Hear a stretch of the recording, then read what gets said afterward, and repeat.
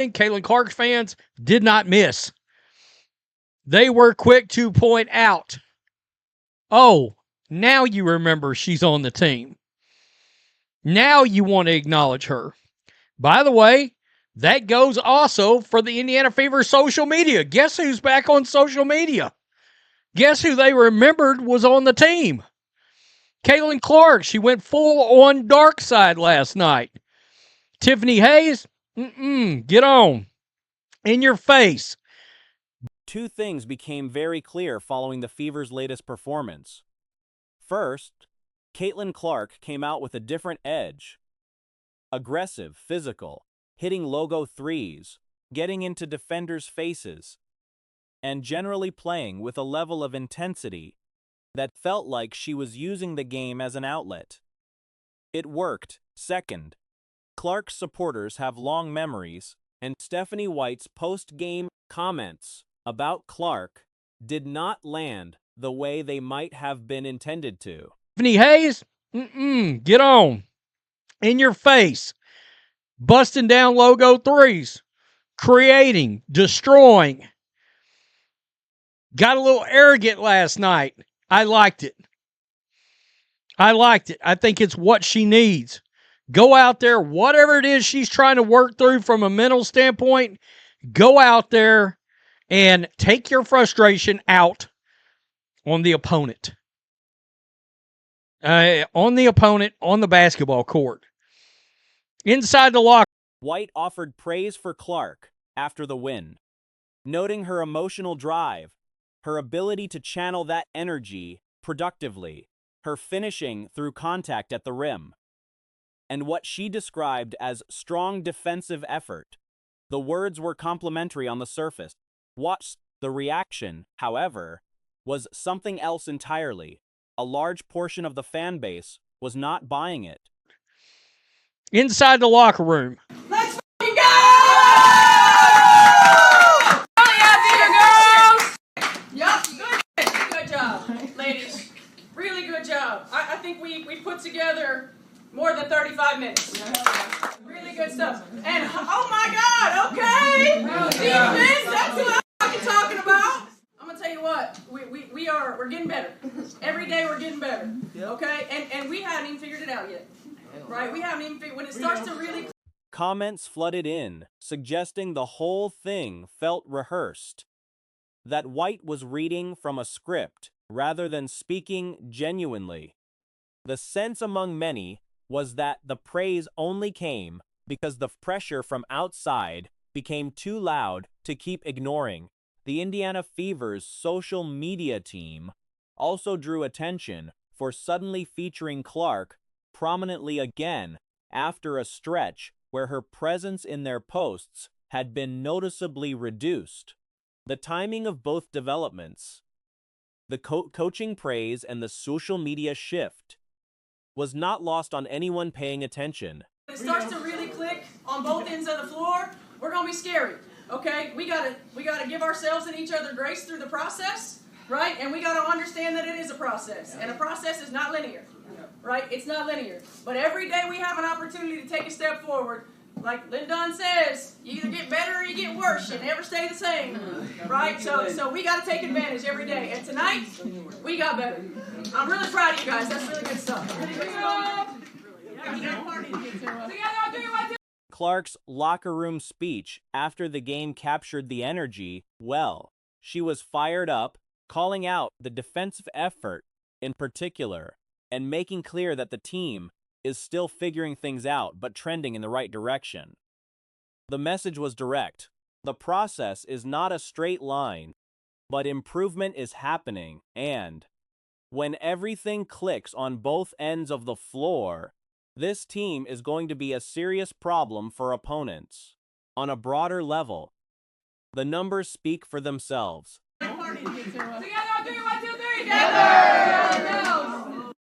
Okay. Couple of things right quick.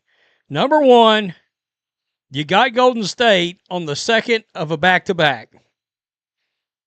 Number two, great defense last night. I know Golden State took a lot of irresponsible shots that were not good shots. They threw up a lot of balls last night. Frankly, 8 points per game, which puts her third in the league. Her 9 assists per game lead the entire league. The fan base has started pushing loudly for the Indiana Fever organization to formally launch an MVP campaign on her behalf, with comments and posts piling up demanding the team acknowledge publicly what the statistics already make obvious. The argument being made is straightforward. The team runs through Clark, and the organization needs to get over any internal resistance and start saying it clearly. good shots. They threw up a lot of balls last night. Frankly, when they didn't need to, they could have taken legitimate shots, and they didn't. It was like everybody on the Golden State Valkyries decided to become Angel Reese last night. That's not great. And the other thing, and a lot of people are noticing this. Look, Caitlin Clark's in that. Where did I see? Caitlin Clark's in that. Caitlin Clark's in that. The win itself was notable because of the quality of the opponent. Golden State was not the easiest team on the schedule, and the Fever handled them. It was pointed out that the Valkyries took a lot of poor shots throughout the game. That gave Fever defense opportunities. That said, holding a capable opponent to those kinds of results still requires execution, and the defensive display drew genuine praise even from those who have been critical of the team's overall direction this season. Caitlin Clark's in that. Caitlin Clark's in that. Caitlin Clark's in that. You found your superstar again, did you? How about that? You found your superstar. That's awfully interesting that you actually found your superstar again. Now, Stephanie White complimenting Caitlin Clark, and we're going to look at fan response here. I thought she was great. She's an emotional player, and it's The rematch against Golden State is scheduled for the following Thursday, and there is significant interest in whether the Fever can replicate that level of performance with more preparation time on both sides. The one area of concern that keeps surfacing is internal. As long as Clark is given the freedom to operate as the primary playmaker and take over when the game demands it, the ceiling for this team is high. Any friction from within the organization that limits that freedom is viewed as the biggest threat to what this roster could become. More so than any opposing player or defensive scheme they might face. great. She's an emotional player, and it's one of the things that makes her great. And I thought that she channeled it in a way that needed to be channeled for us to be successful, and she handled it well. And from a physicality standpoint, I love the way that she's going to the rim and finishing tough plays. And I thought her defense was really good. So I thought she was good. Okay. Brock, Chat GTP. Can you please print something out nice about Caitlin Clark so I can say it? With no games on the schedule, Caitlin Clark still managed to dominate the sports conversation over the weekend. This time, away from the basketball court entirely. Clark served as the Grand Marshal of the Indianapolis 500, and her arrival at the event drew a massive response from the crowd. Thousands of fans packed the venue, and videos and photos circulating online made clear that a significant portion of the attendance showed up specifically because of her involvement. Clark's entrance came with a full security detail, which has become something of a standard feature at her public appearances. And yeah, man, Lexi Hall looked like she came to show support with Caitlin Clark. Even Cleveland, I believe he's a trainer or personal development coach. Rob Dozer's there. Just a lit weekend for Caitlin Clark. And let me see if I could pull up where she first arrived, because she came with some police, boy. Y'all know Caitlin Clark. I remember I went to the jersey ceremony, and I ain't lying. You would have thought President Trump was there. Like, the level of coordination around her movements at events has drawn comparisons to the kind of logistics typically reserved for political figures. Multiple security personnel at every access point, with a visible perimeter wherever she goes. This was Clark's first time attending the Indy 500, something she acknowledged directly when addressing fans at the event. Given that she lives in Indianapolis during the season, the visit carried a certain significance. A hometown event she had apparently put off attending while keeping her focus on basketball. Being named Grand Marshal made it a natural occasion to finally go. Like, it was police at all entrance. It was police everywhere, man. Here it is. Here it is. This is the one I'm looking for right here. Hello. Look at, see, you guys got to see all the security. Y'all see all the security there? They're everywhere. Trust me. Anytime Caitlin Clark's in the building, they're there, bro. And they ain't going to be hard to find. But I just think this is such a great moment for Caitlin. Family reportedly made the trip as well, with relatives traveling in from out of town to be there for the moment. Several members of the Indiana Fever also attended. The Faust, turning the race day into something of a team outing. Lexi Hull was among those spotted on the red carpet and shared a message with fans from the event. Hull, who has spent much of the recent period visibly banged up, band-aids, bruises, and at one point last season, a notable black eye, appeared in good spirits, despite the wear and tear of a physical basketball schedule. She probably waited to go so long because she was focusing on basketball. I don't know how long she actually full-time lives in Indy outside of the season, but for her to go to this and be the Grand Marshal is lit.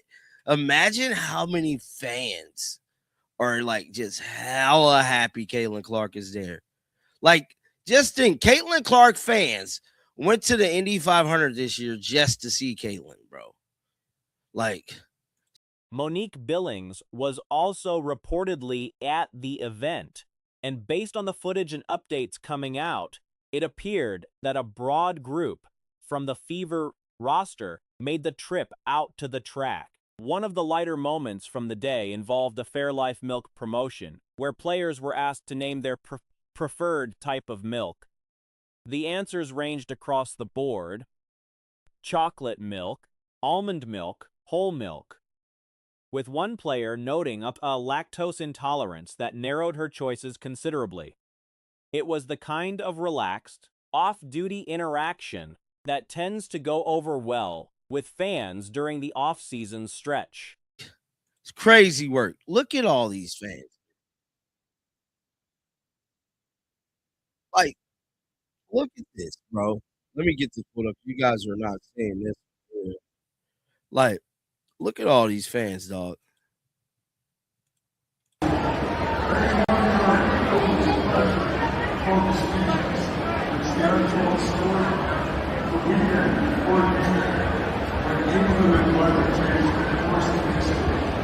Clark's last game before the break was a strong one. She put up 22 points and 9 assists, which gave the weekend an even more celebratory feel heading into the event. The combination of a sharp performance followed by a high-profile public appearance at one of the most iconic luck motorsport events in the world kept her presence at the center of sports media despite the league's pause in play. The broadcast of the Indy 500 aired on Fox, giving the event wide national reach. Clark's role was ceremonial. Grand Marshal duties do not involve participating in the race itself, but her presence alone was enough to pull in viewers who might not otherwise have tuned in for the race. Thank you so much. Brandon Fraser, everybody.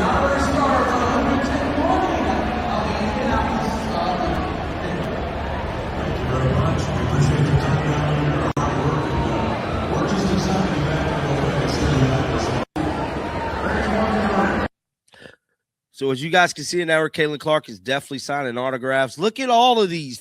My goodness, bro. I told you. Thousands of people showed up, bro. And I'm telling you right now, all these people probably showed up just for Caitlin. This is hard right here, bro. Indy 500, Coca-Cola.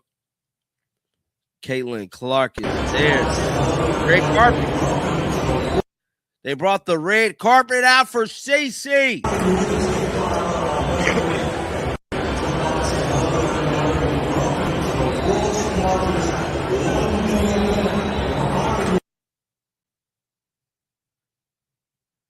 Let me see here, guys.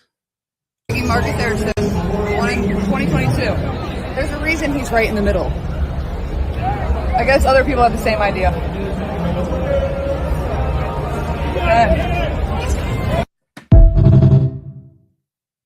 I didn't quite make out what she was saying. Picking Marcus Erickson, wanting 2022. There's a reason he's right in the middle. I guess other people have the same idea.